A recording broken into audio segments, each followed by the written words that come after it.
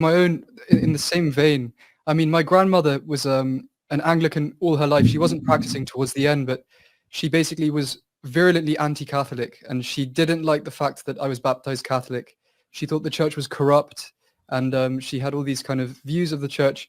And anyway, to cut a long story short, she was about 2 weeks before her death, and we came back from Lourdes, from a pilgrimage to Lourdes, and we gave her a rosary from Lourdes. And ever since she received that rosary, she for some I couldn't believe it, but she really took to it, and she would never go without it. She was always holding on to it, and she was showing it to her friends. At this point, she was slightly losing her mind, but she was still there. And anyway, basically, all of these things happened in such a short space of time that it shows that Our Lady really did kind of melt her heart.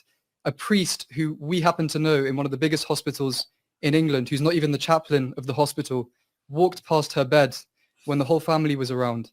And we called the priest. And previously, she wouldn't have been too comfortable speaking to a Catholic priest, but she opened up to him and they got on like a house on fire.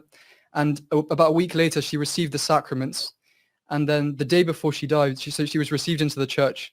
The Oh, day before she wonderful. died, she was lying in her bed and she asked for an image of Our Lady to be put Mm. on one of the walls of the room she was in. She was in a home, in a care home, in a Catholic care home. And my mother was with her the day before she died, and she explained that as she was sitting next to her, she saw her eyes widen in the sense that something completely awesome is happening. She was completely taken.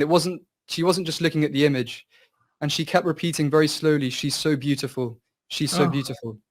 And when I went to see my Mm. grandmother before she died, I was really taken aback. Her eyes were similar to what you were saying. It was almost as if there was a kind of film which lifted, and she had this real look of purity in her eyes. And so this is the kind of thing, I think, Gavin, that you're alluding to, basically, that the Mm. grace is what touches the heart. And we have so many examples where we're trying to debate and it feels that we're not getting anywhere. But I guess if we persevere with the prayer, that's the way to do it.